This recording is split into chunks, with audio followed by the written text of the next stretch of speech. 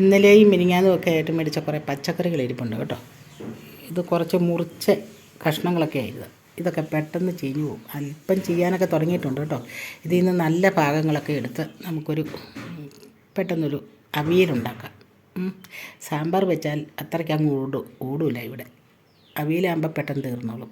എന്തോരം വെച്ചാലും ഒട്ടും ബാക്കി വരില്ല. അപ്പോൾ ഇതൊക്കെ കൊണ്ട് ഇതിനകത്തുനിന്ന് കുറച്ച് കഷ്ണങ്ങളൊക്കെ എടുത്ത് ഈ മുണ്ടനും മുറിയും ഒക്കെ എടുക്കാം. അത് വെച്ചിരുന്നാൽ ചീഞ്ഞു പോകുമല്ലോ. അതുകൊണ്ട് എല്ലാം കൂടി എടുത്ത് നമുക്കൊരു കുഞ്ഞ് അവിയലുണ്ടാക്കാം. ഇന്നത്തെ ഒരു റെസിപ്പി അതാണേ. അപ്പോൾ നമ്മുടെ അവിയൽ കഷ്ണങ്ങളൊക്കെ റെഡിയാക്കി കഴുകി വൃത്തിയാക്കി ഉരുളിയിലാക്കി വെച്ചു കേട്ടോ. ദേ അരപ്പ്, തേങ്ങ, പിന്നെ മഞ്ഞൾ, ജീരകം, വെളുത്തുള്ളി, പച്ചമുളക്, പിന്നെ ഒരു 2-3 ചെറിയ ഉള്ളി. പിന്നെ ഇതിനകത്ത് നന്നായിട്ട് ചെറിയ ഉള്ളി ചേർത്തിട്ടുണ്ട് കേട്ടോ. ചെറിയ ഉള്ളിയുണ്ട്, സവാളയുണ്ട്, കിഴങ്ങുണ്ട്, പിന്നെ വഴുതനങ്ങ, കത്രിക്ക, പിന്നെ കോവയ്ക്ക, പടവലങ്ങ, ക്യാരറ്റ്, മത്തങ്ങ, വെള്ളരിക്ക, കുമ്പളങ്ങ, പടവലങ്ങ എല്ലാ കൂട്ടമുണ്ട്. അതായത് അവിയലിന് വേണ്ടുന്ന മുരിങ്ങക്കായും ഏത്തക്കായും ചേനയും ആ 3 കൂട്ടം ഇതിനകത്തില്ല കേട്ടോ. അതാണ് അവിയലിൻ്റെ പ്രധാനപ്പെട്ട ഇൻഗ്രീഡിയൻസ്. അത് 3 ഇതിനകത്തില്ല. ബാക്കിയുള്ള എല്ലാ സാധനങ്ങളും ചേർത്ത് ഒരു അവിയലുണ്ടാക്കും. കാരണം ആ വെജിറ്റബിൾ എല്ലാം കൂടെ മുറിഞ്ഞതെല്ലാം കൂടെ അവിടെ ഇരുന്ന് ചീഞ്ഞ് നാശിച്ച് പോകും. അപ്പോൾ ഇങ്ങനെ ഒരു അവിയലാക്കി എടുക്കാമെന്ന് വിചാരിച്ചു. അപ്പോൾ നമുക്കിതിനെ റെഡിയാക്കി എടുക്കാം കേട്ടോ. അരപ്പൊക്കെ ചേർത്ത് വെച്ച് കേട്ടോ. ഉപ്പും അരപ്പും ആവശ്യത്തിന് വെള്ളം ഒഴിച്ച് വെച്ചിട്ടുണ്ട്. ഇനി ഇതിനകത്തേക്ക് ഒരു 2-3 തക്കാളിയും 4-5 പച്ചമുളകും കൂടെ കീറിയിടണം. അധികം മുളക് അരച്ചിട്ടില്ല, അതുകൊണ്ട് 2-3 മുളകും കൂടെ വേണം കീറിയിടാം. തക്കാളിയും കൂടെ, പിന്നെ കുറച്ച് പച്ചക്കറിവേപ്പില, ഇത്രയും ഇട്ട് വെന്ത് 3/4 ഭാഗം വേഗമാകുമ്പോൾ നമുക്ക് പച്ച വെളിച്ചെണ്ണയൊക്കെ ഒഴിച്ച് ഇളക്കി കൂട്ടിയെടുക്കാവേ. അപ്പോൾ നന്നായിട്ട് വേവട്ടെ ഇരുന്ന്. 2 പാത്രം വെച്ച് ഇല വെച്ചൊക്കെയായിരുന്നു, വാഴയില വെച്ചൊക്കെ മൂടായിരുന്നു. ഞാനിപ്പം 2 പാത്രം വെച്ച് മൂടാൻ പോകണം. ഇത് ഒരെണ്ണം. ഇനി ഇതിൻ്റെ മുകളിൽ ഒരു പാത്രം കൂടെ വെച്ച് മൂടുക. അപ്പോൾ ഒട്ടും ആവി പുറത്ത് പോകാതെ വേകാൻ വേണ്ടിയിട്ടാണ്. അപ്പം നമ്മുടെ അവിയൽ റെഡി ആയിട്ടുണ്ട് കേട്ടോ. കറിവേപ്പിലയും പച്ചമുളകും തക്കാളി ലാസ്റ്റ് ചേർത്ത് ഇച്ചിരി വെളിച്ചെണ്ണയും കൂടെ നമുക്ക് ഒഴിച്ച് കൊടുക്കാം കേട്ടോ. വെളിച്ചെണ്ണയും കൂടെ പച്ച വെളിച്ചെണ്ണ തിളച്ചുകൊണ്ട് നിൽക്കുമ്പോൾ ഒഴിക്കണം കേട്ടോ. അപ്പോഴാണ് അതിൻ്റെ ടേസ്റ്റ് കിട്ടുള്ളൂ. ഇനി നന്നായിട്ട് ഒന്നും കൂടി ഇളക്കി കൂട്ടി തീ ഓഫ് ചെയ്ത് മൂടി വെച്ചാൽ മതി. അപ്പം ഇരുന്ന് വെള്ളം കൂടി പറ്റിയിട്ട് ആവശ്യത്തിനുള്ള ഒരു അയവ് കിട്ടും. ഇതിന് അങ്ങോട്ട് കട്ടി പിടിച്ച് പോവുകയല്ല, അല്പം നനവൊക്കെ കൂടിയുള്ള നമ്മൾ നല്ല ഒരു അവിയലായിട്ട് എടുക്കാം കേട്ടോ. നമുക്ക് തീ ഓഫ് ചെയ്തിട്ട് ഒന്ന് ഇളക്കി കൂട്ടി വെക്കാം. ഇന്ന് വൈകിട്ടത്തെ സ്പെഷ്യൽ അയലക്കണ്ണി കറി വെച്ചതും പച്ചക്കപ്പ പുഴുക്കിയതും.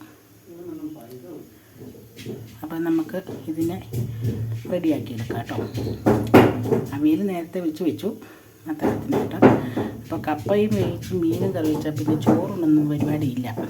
അവിയലൊക്കെ കുറേ കഴിച്ചിട്ട് ബാക്കി സൂക്ഷിച്ച് വെക്കും കേട്ടോ, ഫ്രിഡ്ജിനകത്താക്കി. എന്നാ സൗണ്ട് ഇവിടെ കേൾക്കുന്നുണ്ട്. ചേച്ചി കപ്പയ്ക്ക് അരപ്പ് നേരത്തെ ഉണ്ടാക്കി വെക്കും കേട്ടോ. അതിന് അരച്ചുകൊണ്ടിരിക്കുവാണേ. ശരിക്കും തിളച്ച് വേകുമ്പോഴേ തന്നെ ഊറ്റിയിട്ട് അപ്പം തന്നെ അരപ്പ് ചേർക്കണം. അതുകൊണ്ടാണ് ഇങ്ങനെ ഈ അടപ്പും കൊണ്ടാട്ടോ നമ്മൾ അടയ്ക്കുന്നത്. അല്ലാണ്ട് കുക്കറിൻ്റെ അടപ്പ് ഇടുവോ വിസിലിടുവോ ഒന്നും ചെയ്യുന്നില്ല കേട്ടോ. ഇങ്ങനെ സാധാ പാത്രത്തിൽ വേവിക്കുമ്പോൾ തന്നെ എളുപ്പത്തിന് ഞാൻ ഈ പാത്രം എടുത്ത് വെച്ചതേ ഉള്ളൂ. പച്ചക്കപ്പ എങ്ങനെ അടച്ചിട്ട് വിസിൽ അടിച്ച് കപ്പ വേവിക്കാൻ പറ്റില്ല കേട്ടോ. ഒത്തിരി കട്ടുണ്ടാവും. അതുകൊണ്ട് നല്ല ഓപ്പണായിട്ട് തന്നെ തിളച്ച് വെന്ത് അതിൻ്റെ വെള്ളം ഊറ്റി കളഞ്ഞിട്ട് നമുക്ക് പുഴുങ്ങാൻ പറ്റുള്ളൂ.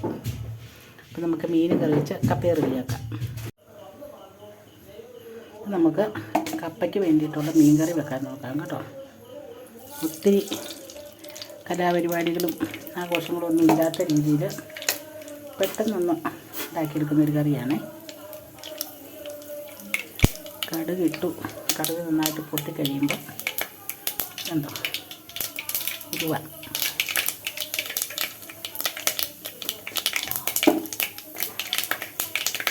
കടുക് പൊട്ടി ചേർത്തിട്ട് വേണം ഉലുവ ഇടാൻ.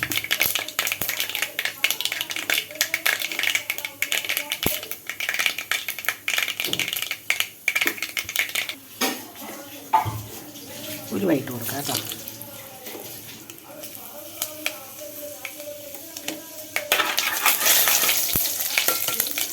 ഉലുവയ്ക്ക് ഒത്തിരി മൂപ്പ് വേണ്ട, ഒത്തിരി മൂപ്പിച്ച് ഉലുവ കഴിക്കും.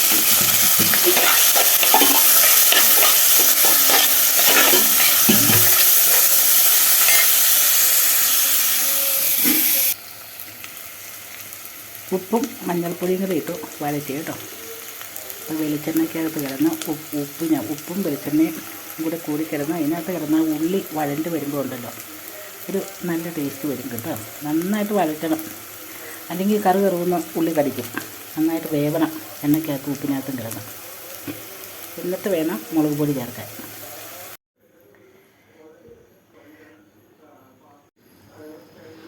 അപ്പോൾ എല്ലാ കൂട്ടും വരട്ടിയല്ലോ. എണ്ണ ഒഴിച്ച് കടുകിട്ടും ഉലുവ ഇട്ടും പിന്നെ ഇഞ്ചി വെളുത്തുള്ളി ചെറിയ ഉള്ളി എല്ലാം അരിഞ്ഞത് ചേർത്ത് വഴറ്റി പച്ചമുളകും ഒക്കെ ചേർത്ത് വഴറ്റിയിട്ട് പുളിയും വെള്ളവും ഒഴിച്ചു. അതായത് മുളക് പൊടി മഞ്ഞൾപ്പൊടിയൊക്കെ ചേർത്തതിന് ശേഷം പുളിവെള്ളം ഒഴിച്ചു. എന്നിട്ട് നന്നായിട്ട് തിളച്ച് വന്നപ്പോൾ മീൻ പെറുക്കിയിട്ടു കേട്ടോ. നന്നായിട്ട് വേകട്ടെ. വേണ്ട കപ്പ നന്നായിട്ട് കുഴച്ച് പുഴുങ്ങി ഇളക്കി വെച്ചിരിക്കുക കേട്ടോ. ഇവിടെ തേങ്ങ അരയ്ക്കാതെ കപ്പ വേവിച്ചാൽ ആർക്കും ഇഷ്ടമല്ല, ആരും കഴിക്കില്ല. തേങ്ങ നന്നായിട്ട് തേങ്ങ ചേരണം. കപ്പയെ കഴിഞ്ഞ് കൂടുതൽ തേങ്ങ ഉണ്ടെങ്കിൽ അത്ര ഇഷ്ടമാണ്. ചക്ക പുഴുങ്ങിയാലും കപ്പ പുഴുങ്ങിയാലും തേങ്ങ ചേരാതെ ഇത് രണ്ടും ഉണ്ടാക്കി ആരും കഴിക്കില്ല. ഷാപ്പിലെ കപ്പ പോലെ നമുക്ക് ഉണ്ടാക്കാൻ ചുമ്മാ മഞ്ഞൾപ്പൊടി ഇട്ട് മുളക് പൊടി ഇട്ട് ഇടിച്ച് കുത്തി പൊടിച്ച് ഒക്കെ എടുത്ത് വെച്ച് കടുക് വറുത്ത് ഒഴിക്കാമെന്ന് പറഞ്ഞാൽ അത് ഇവിടെ ഉണ്ടാക്കണ്ട, അത് ഷാപ്പിലുണ്ടാക്കിയാൽ മതി. ഇവിടെ വേവിക്കുമ്പോൾ ഇങ്ങനെ തന്നെ വേവിക്കണമെന്നാണ് നിർബന്ധം. അപ്പോൾ അങ്ങനെ കപ്പ പുഴുങ്ങി വെച്ചേ. ഇനി അത് ചൂടാറി പോകാതെ അപ്പം മീനും കൂടെ വേട്ട കേട്ടോ. എന്നിട്ട് നമുക്ക് കഴിക്കാം. അപ്പം കപ്പ പുഴുങ്ങിയതും മീൻ കറിയും കൂടെ വാർത്തയും കണ്ടിരുന്ന് പപ്പ കഴിച്ചുകൊണ്ടിരിക്കുവാണേ.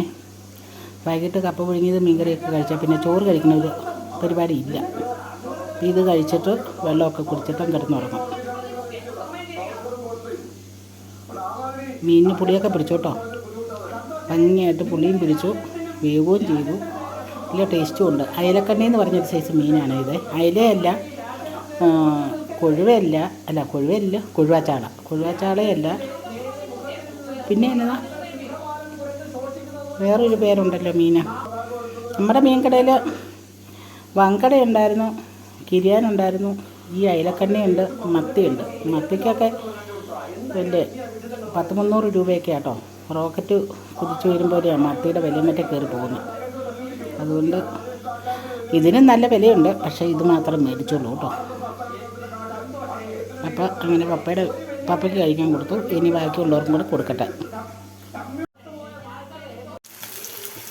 പപ്പ പണിയും കഴിഞ്ഞ് വന്നതായതുകൊണ്ട് പപ്പയ്ക്ക് ഭയങ്കര വിശപ്പായിരുന്നു കേട്ടോ. അതുകൊണ്ട് പപ്പയ്ക്ക് നേരത്തെ തന്നെ കഴിക്കാൻ കൊടുത്തതാണേ.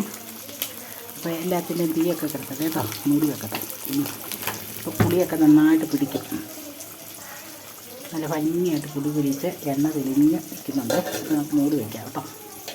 ഇനിയും കുറച്ച് പണികളും കൂടെ ഉണ്ട്. അത് കഴിഞ്ഞിട്ട് ബാക്കിയുള്ളവർക്കൊക്കെ കഴിക്കാൻ പറ്റത്തുള്ളൂ. അപ്പോൾ 2 മൂടി വെച്ചു. കുടിവെള്ളമൊക്കെ തിളപ്പിച്ച് വെച്ചു. കപ്പ ഉണ്ടാക്കി വെച്ചു. ചോറ് അടുപ്പയിൽ വെച്ച് വാർത്തിട്ടുണ്ട്. ചോറിനിപ്പോൾ ആരും കഴിക്കില്ല കേട്ടോ. ചോറൊക്കെ ഇനി വെള്ളം ഒഴിച്ചിട്ട് കിടക്കുകയുള്ളൂ. ഇതൊക്കെ കഴിച്ചൊന്ന് നിൽക്കുകയുള്ളേ.